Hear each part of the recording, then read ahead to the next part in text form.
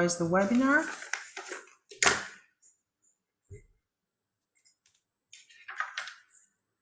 I invite Beth Shoemaker to share her screen and introduce us to her colleagues. Good morning, everyone. Well, it's morning for me. We are really happy. Oh, there we go. Sarah's got them up there.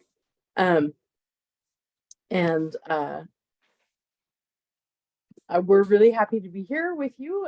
It's quite early morning for myself and Sarah, and a little later for our colleagues Jane and Diane. So just a brief introduction to the steering committee. Myself, there have been lots of changes, retirements, job changes since this work began. But I'm at Victoria University in the University of Toronto in Canada. And I am co-chair with my colleague Karen Snow at Dominican University, which is near Chicago. I'm a special collections and rare materials cataloger, as well as the head of a department. Karen is educator for library and information studies. She also coordinates the doctoral program at Dominican Library School. Mei Chan, who's the head of metadata at the University of Toronto in Canada, who is our original Canadian representative. I was not working in Canada at the time that we started this work. Jane Daniels, who is retired from the Cardiff Metropolitan University, who is a cataloger and was instrumental in keeping us very grounded during this process. Sarah Ferger, who is a cataloger at Joliet Public Library. So we were thrilled to have Sarah, who is working in a public library as opposed to an academic library. And then Diane Pennington, who is also an educator in library and information science in Edinburgh in Scotland. So Sarah, do you have the next slide? So today we're missing a couple of folks. Karen was not able to be with us, and unfortunately Mei Chan came down ill earlier this week, so she is also not with us. So it's me, Beth, Jane, Sarah, and Diane who will be with you today. So how did this all come about? How did we get to a code of ethics? We'll kind of walk through that. We'll talk about the principles. We'll talk about some of the things that informed our work. And so this is just some questions that we hope to answer during the next 20 minutes or so. So we have some key events that kicked off the work that we did. In 2017, at the American Library Association conference, at the request of some folks on an executive board, I presented with Hope Olson, who wrote a very seminal work called The Power to Name, that is widely read here in library school and by catalogers. And so I had the distinct pleasure of presenting with Hope Olson on a forum called The Power to Name, or the Power That Is Moral. So talking about ethics in cataloging. And then we followed up in 2018 because there was interest with a session where there were discussions about what a code of ethics might look like, what people wanted, if they wanted a code of ethics. And after that session, it became very clear that there was a desire in the US community for this kind of document. So if you don't mind. So it was not entirely smooth. So we were commissioned to form a steering committee by one of the divisions of ALA. And so at that time, Jane Daniels, who had been sort of watching from afar what was going on from the UK, contacted us and said, I'm watching this and we are very interested in being involved. So at that point we thought, well, if we have folks from the US and folks from the UK, maybe we should reach out to our colleagues in Canada and see if they were also interested. They were, and that's when Mei Chan volunteered to join us. And so there are 6 of us on the steering committee that were ultimately responsible for writing the document. But as you will see, we had a lot of help. We first met, in very early 2019. In April, we had a call for volunteers to help us in working groups on specific topics, because we realized that we did not have the expertise or the breadth of knowledge we needed to be able to write this document that could be useful for all kinds of people who catalog. We had over 100 volunteers, and ultimately 72 people contributed to the working groups. The working groups were amazing, but they used their knowledge and experience, and in the cataloging field, they did some literature reviews. They looked at things that had been already written, and did some research, and ultimately wrote some reports which are available on our website, which we'll link to a little bit later. Predominantly, our working group members were from the USA, Canada, and the UK, but we also had members from Australia, Israel, and Mexico who took part in this process. And all the meetings pre-pandemic, before everybody was on Zoom, we were already using Zoom for all of these meetings, so that we could work across oceans and other borders. Sarah?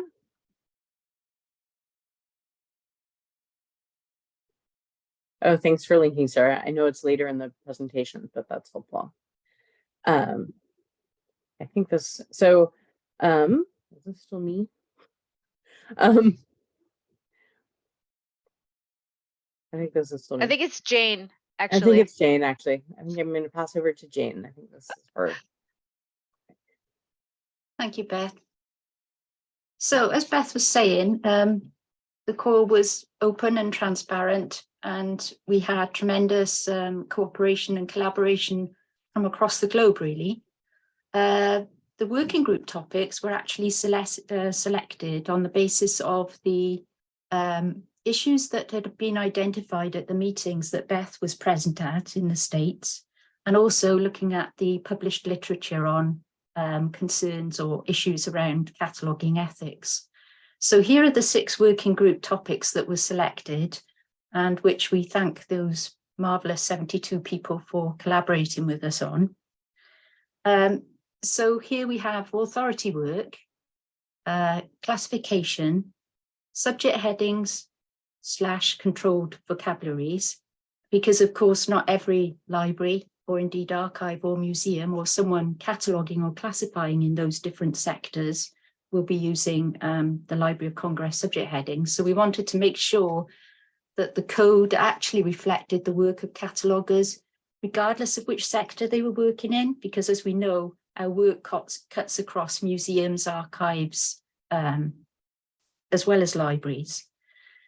We also had a group that looked at access, scope and infrastructure. So this was looking very much at the day-to-day running of technical services departments and the types of decisions that people had to make on the spot in order to make sure that resources were catalogued and were accessible. Very importantly, staffing and working conditions, because obviously we want to make sure that we've got a robust and sustainable workforce to be able to carry on our really essential work, and also ensure that it reflected, our workforce reflects the resources and the communities that we serve. So for instance, if you've got someone who's, in my situation in Wales, we have our own national language. So we need to make sure that we have people that can speak Welsh in order to catalogue and classify those resources. And then lastly, resource discovery and accessibility. So this is looking very much at putting all of those together, if you like. How do we ensure that we can make that resources are fully catalogued, they're arranged in a way that is relevant and kind and respectful to the communities that we serve. And these people worked incredibly hard for us, and they produced the reports that Beth has alluded to by December 2019. And as Beth has said, these are fully available on the Cataloguing Ethics Steering Group website. Thanks, Sarah. So this really elaborates on the identified principles and values in cataloguing work that the 6 previous topics sort of encompass. So you've got access to resources, acknowledging bias, really important, because regardless of our background, our education, where we are in our lives, we have a lived experience, but that's not necessarily going to be the lived experience of the communities that we serve. And as we know, you can get layers of bias going through not only our lives and what we're used to, but also in our organizations and further afield again. So if you look at a global community, obviously there are some quite hard instances there of something that we might consider in the UK, for instance, of being, oh, that's a terrible instance of bias. But in another country, in another jurisdiction, they may have a totally different view of that. Also, we were very keen to have advocacy, not only for cataloguing ethics, but actually in terms of promoting and giving agency and empowerment to our workforce so that we can carry on doing this really crucial, but sometimes overlooked, important work. Collaboration, we're probably never better served than at the moment to be able to collaborate across national, regional, even international borders. So that's something that we're very keen to advocate for. Critically applying standards, again, very important. The standards that we use are largely emanating from Western viewpoints. We're very aware of that. And this is why we'd encourage every person in the workforce to think about things like the headings that they're using. Are they applicable? Are they respectful? Do they actually tell the full story? Diversity, equity, inclusion. Obviously, we want to make sure that our communities are served, but we also want to make sure that our workforce illustrates these really important and fundamental principles. Education and training. Obviously, the work goes on. Our standards evolve. We need to make sure that our education and training programs for catalogers and metadata managers keep up with that rapid progress. And then respect for agent privacy and preferences. We do need to make resources accessible, but we need to do that with reference to the preferences of the people who produce those resources. There are sometimes some very cogent reasons why people might not want to be identified. And it's very important that we consult with people before we actually seek to create headings, name authority headings for them, for example. Responsibility and transparency. So again, if we're adhering to particular principles, particularly around decolonization, reparative and restorative cataloguing, we want to make sure that our user communities know that we are doing that and give them the opportunity to be able to collaborate with us on those topics. And understanding and meeting user needs, which really is the umbrella for all of this. We do the work in order to do this, make sure that our community's needs are met. Thank you, Beth. Sarah, even. Right, now this is, you probably won't have time to read all of this. There are very many layers to the work that we do. And what Karen did, who isn't able to join us today, but this, I think, is such a marvelous diagram, because what it shows us is the cataloguing ecosystem in its entirety, I think. So there are challenges. If you're a cataloger, then these are your spheres of influence. You may not think you have the influence, but we hope that by using the code, it will give you the power, you'll feel empowered, and you'll have the agency to maybe start conversations radiating out from your sort of lived experience and moral compass and the work that you do in your particular department, right out across your institution, and then further afield, obviously, to our user communities, and then wider again to the global community of practice. And then, very importantly, we have to consider the external influences on the work that we do. So very few libraries actually produce metadata in a vacuum. We are to some extent going to be dependent on companies that either sell us or license resources, or the systems that we use to catalogue, data aggregators as well, and even companies that license metadata to us. So this is just a pictorial representation of our spheres of influence, if you like. Thank you, Sarah.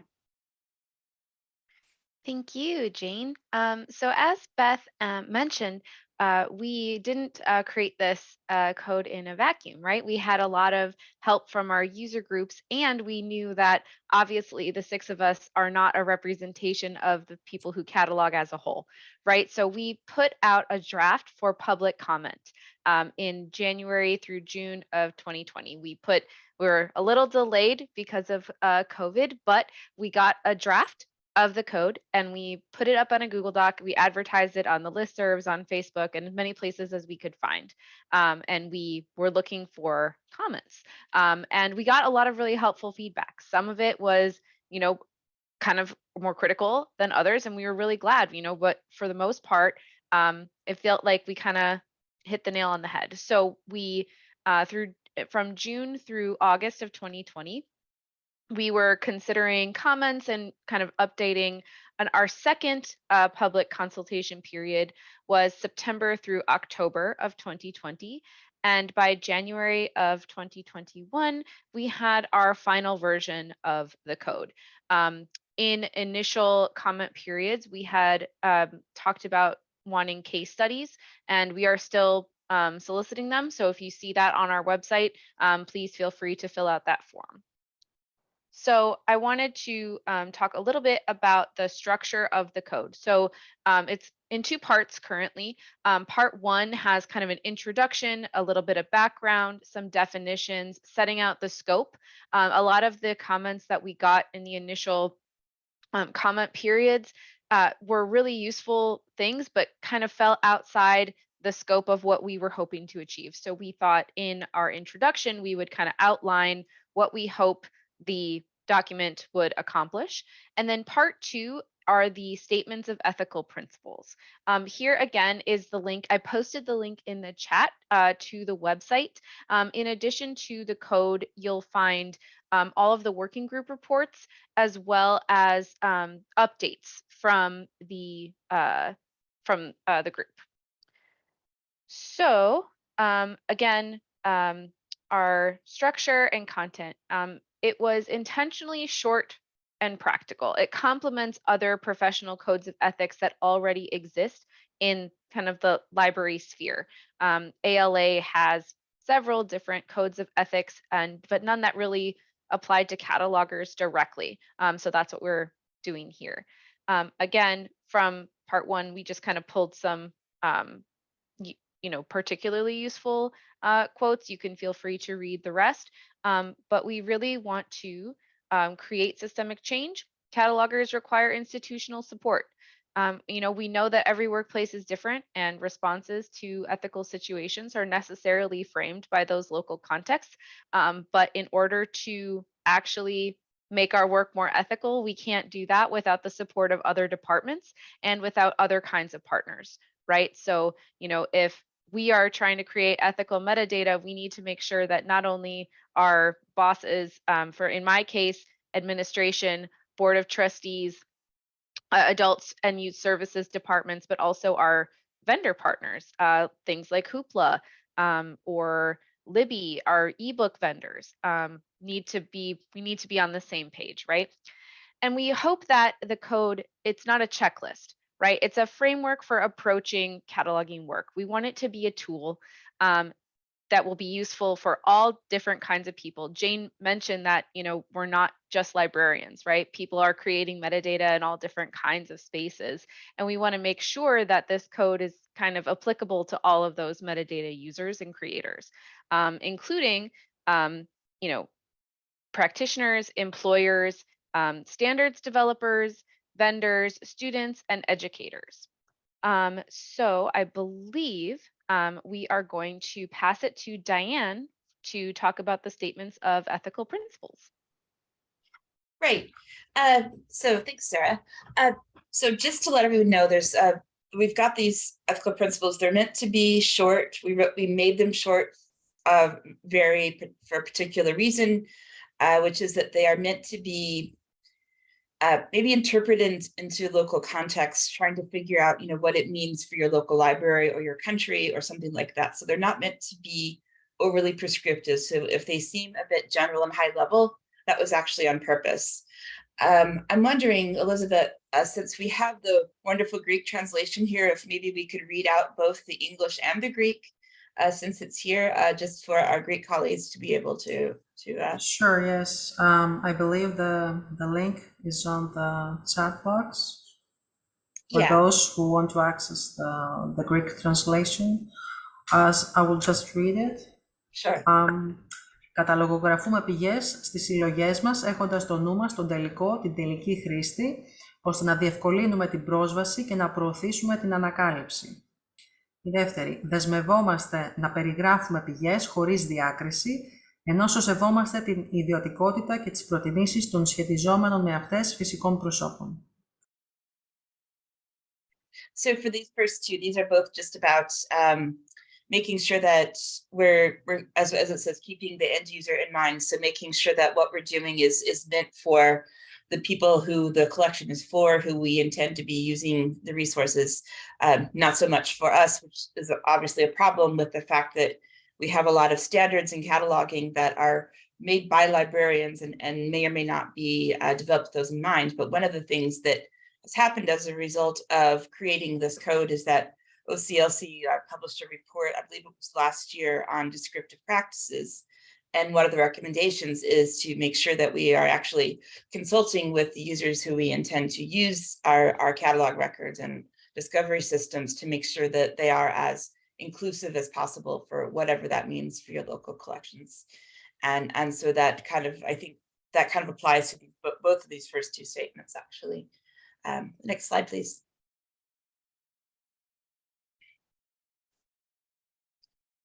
Elizabeth, do you want to read the next two? Sure, okay.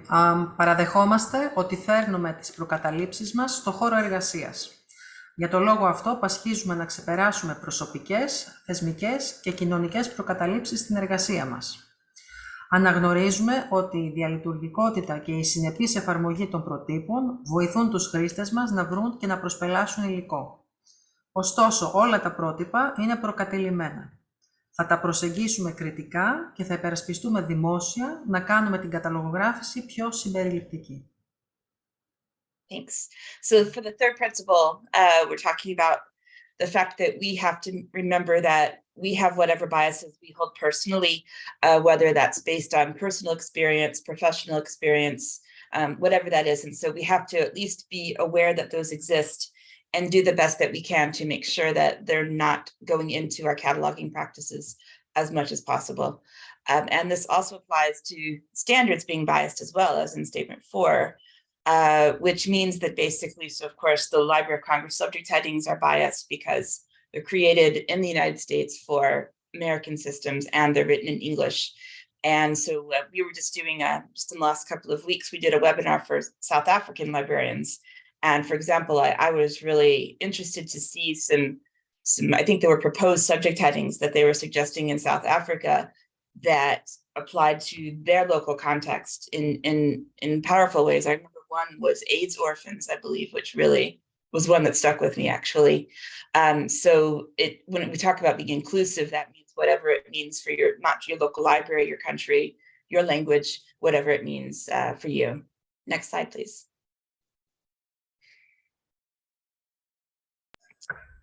We'll read it. Yes, please. Υποστηρίζουμε τις προσπάθειες να γίνουν τα πρότυπα και τα εργαλεία προσβάσιμα σε όλους και όλες τους τις καταλογογράφους από πλευράς οικονομικής, πνευματικής και τεχνολογικής και να αναπτύσσονται με βάση ερευνητικά ευρήματα και τη συμμετοχή των ενδιαφερόμενων μερών. Αναλαμβάνουμε την ευθύνη για τις αποφάσεις μας ως καταλογογράφοι και συνηγορούμε υπέρ της διαφάνειας στις ιδρυματικές πρακτικές και πολιτικές μας. So for number 5, we're talking a lot about standards that need to be accessible to catalogers. And this can mean a lot of things. There's a lot of issues related to this. For example, RDA, which is the standard, of course, that's replaced ACR2 for cataloging rules.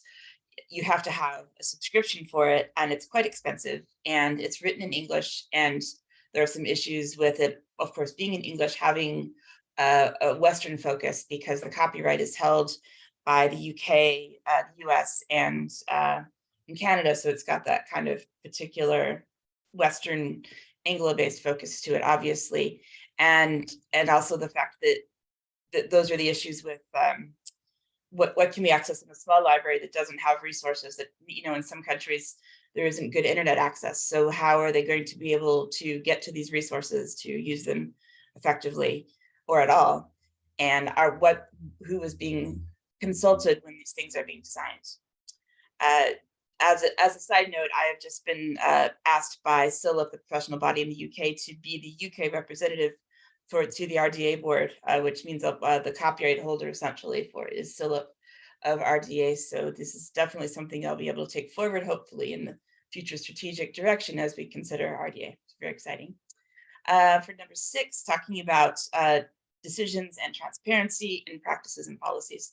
So generally speaking, institutions may have different things that influence how our records are produced. So for example, if we only have a certain amount of time to spend on a record and we don't have time to add lots of description to it or add to the notes fields, or even looking at things in different languages or using appropriate subject headings, all of those things might be just one of many examples that we have to be clear about, that we don't have the resources to make records as rich as we would like them to make.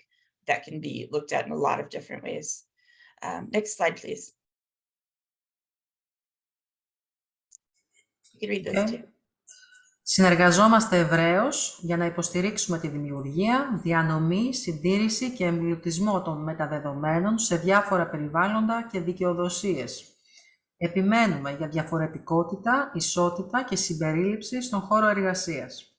Προωθούμε την εκπαίδευση, κατάρτιση, ίσες απολαβές και ένα δίκαιο περιβάλλον εργασίας για όλους και όλες που καταλογογραφούν, ώστε να μπορούν να συνεχίσουν να υποστηρίζουν την έρευνα και ανακάλυψη.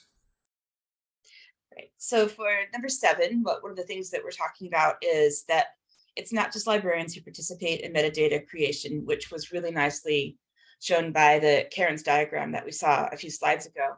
So one of the things that we've been trying to do, for example, is myself and some other people that work on the metadata and discovery group in SILUP, which I chair currently, looking at talking to publishers, for example, or other companies that supply metadata and library cataloging records that we purchase for using for ebooks or for print books or any other type of material that we put into our catalog, and to help them understand that they need to be following these ethical principles as much as they can, as well as it's not just for librarians, but it's for the entire sort of community or system of institutions and people that are involved in metadata creation.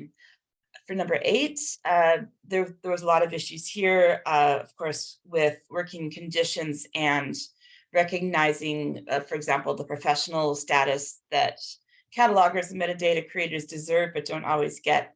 So is this being outsourced to people who don't have the proper training to be doing this, and are they getting paid at a professional level? Or if they do have a library and information science degree at the master's level, are they being paid appropriately with that? Now they be considered for promotions fairly, as well as other issues of equity and diversity, equity and inclusion.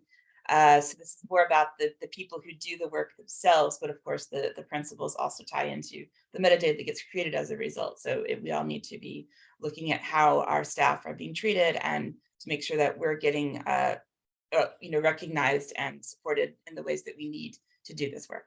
Next slide, please.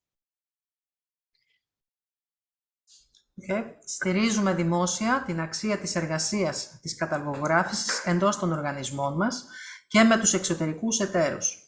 Συνεργαζόμαστε με τις κοινότητες χρηστών για να καταλάβουμε τις ανάγκες τους, ώστε να παρέχουμε σχετικές και επίκαιρες υπηρεσίες. Right, so statement 9 again kind of follows a bit on 8, I guess. So here we're talking about making sure that not only like the libraries understand the value of cataloging. So even within a library, if any of you have ever been a full-time cataloger or systems person, you may have noticed that sometimes they don't understand the work that we do if they don't do the kind of the back-end work that we do essentially, as well as the institutions that support us. So if we work in the university library, does the university understand how important the catalog and the metadata and the discovery systems are for our students and our academics who work at the university, as one example. And that also goes with other partners, again, who provide records, provide metadata, and do they understand the value of really good quality ethical metadata? And number 10, which is our last principle, that we work with these communities to understand the needs that they have. So this could be descriptive practices, this could be making sure that they're able to access the records and the systems in ways that work for them. For example, in countries with very low bandwidth, very poor internet access, are the systems being designed in a way that can be adapted to people with slow broadband connections? And that could be another example. But also, as I talked about earlier, are the descriptions appropriate? And there's been some work done lately on making sure that things like subject headings and notes and so on are, and classification systems that are being adapted, or even in some cases entirely new systems, which has been some work that's been done at some of the libraries at the University of Cambridge here in the UK to make sure that the classification section actually represents particular collections. And they have a lot of very specialized smaller collections at Cambridge, but a lot of them have their own systems. And there's been a book on descriptive practices that Facet Publishing published last year, which is really great. And I highly recommend that book if you're interested in that. So I think that is my section done.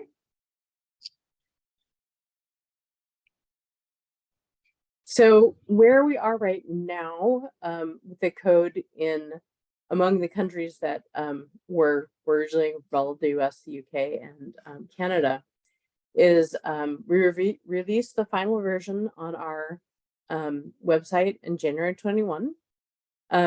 We received endorsement from ALA Core, which is the division of the part of ALA that sort of deals with cataloging and acquisitions and leadership and things like that. Then in March 2022, the Chartered Institute of Library and Information Professionals, CILIP, in the UK, also endorsed the Code of Ethics.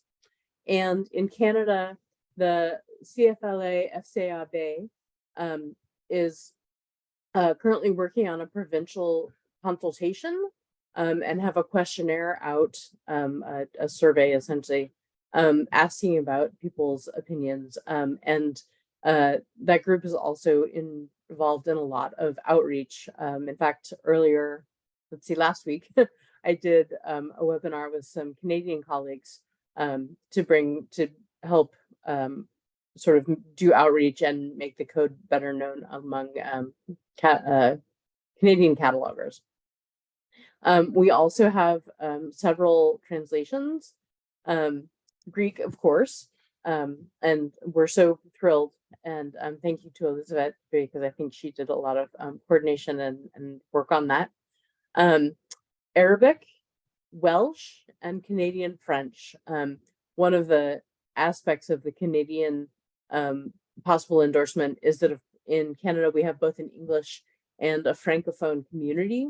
And so one of the things that was really necessary was to make sure the code was translated into French, Canadian French, so that that French-speaking Canadians could also be enfranchised in making this decision for Canada.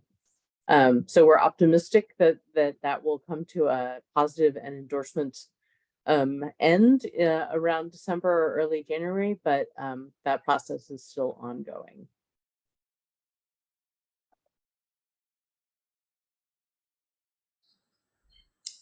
I think I'm up next. Can I share my screen, Sarah?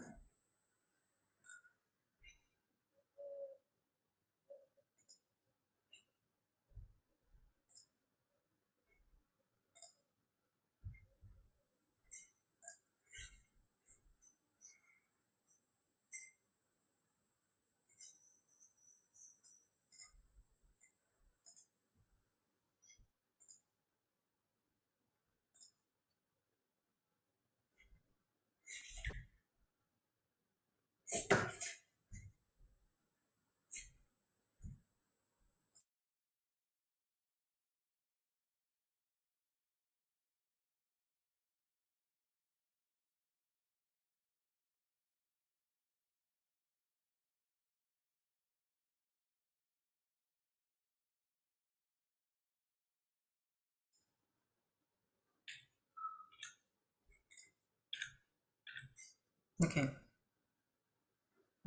Regarding the translation, I just wanted to mention that if the community would like to change some wording or edit the translation, we could do that, because this was a personal effort actually.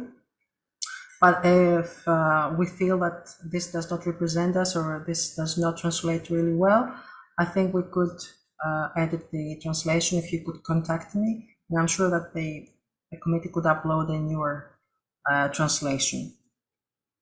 Now, I thought terms in our institutions. What can our institutions do, or what can our National Library do regarding the Code of Ethics?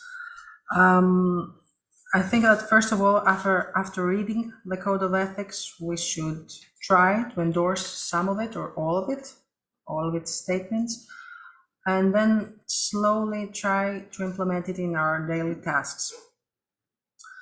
Then, after implementing it, we could bring it to our institutions, our universities, our libraries, our directors, and let them know what we are doing. Perhaps some work needs to be done retrospectively, and this will take some more money, some more resources, some more time. So they need to assist us in this effort, and perhaps provide some more resources. This is the work of describing content ethically is very laborious. It needs team effort, and we should try to advocate for this work in our community, our Greek library community. And perhaps we could then take it to our National Library, and perhaps they could implement it and give us some guidance on how to implement the code in our daily tasks. Also, I thought that perhaps our associations, our library archive associations, they could give some guidance to new professionals in the field, or to us who are already working in libraries and archives, in ways that this could be implemented. I thought about giving some more practical examples from things I've seen already being done in libraries around the world. The Cataloging Lab has compiled a list of statements on harmful or offensive language in description and bias in cataloging. Perhaps if you could visit the link that is on the screen, you could see the list from various institutions in the US and I think mostly the Western world regarding description and bias and how they are trying, these institutions are trying to cope with this and inform their users of what is going on in their descriptions, what metadata they are using and how they are trying to improve the metadata. So I encourage you to visit this link. If Katerina could put it on the chat so everyone can visit it. What else could we do? There was some talk on some mailing lists about providing signage or labeling the shelves in our libraries, in our archives, for content that may upset our users. And I thought, in a Greek reality, what kind of content could this be? This could be like books or archives on our recent history, 20th century history, which was quite painful for Greece. I think that I put down a list, a non-exhaustive list of things that happened in the 20th century in Greece, like the Civil War, the population exchange between Turkey and Greece, the catastrophe of Smyrna, the deportation of the Greek Jews by the Nazis during World War II, and the almost elimination of the Greek Jewish community in Thessaloniki. And of course, there are more. So do we red flag just our bibliographic records, our finding aids? Do we extend this to our shelves in the library? I'm just putting this out here like an idea. I'm not saying do this or do that. These are things that library professionals around the world are considering. Just if you want to give it a thought. I've also thought about another example which troubles me personally. There's the ethical consideration from subject heading from the Library of Congress. Here in Greece, especially in the north of Greece, there was this big issue with the country now called North Macedonia. Until 2019, they used a different name with which the Greek government did not agree. So we, the Greeks, were using the term former Yugoslav Republic of Macedonia, and our neighbors were using Macedonia Republic. And the Library of Congress decided to endorse the term Macedonia Republic. It's contrary to our Greek national policy. So the issue is now resolved, has been resolved with the signing of the Treaty of Prespa in 2019. So we all use the same term since then.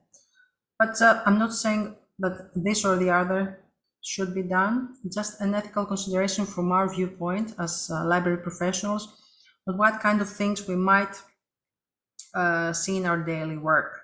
And there might be another subject heading in the future. I'm sure there are in other countries as well. But this is a problem that arises from using another country's thesaurus or indexing terms.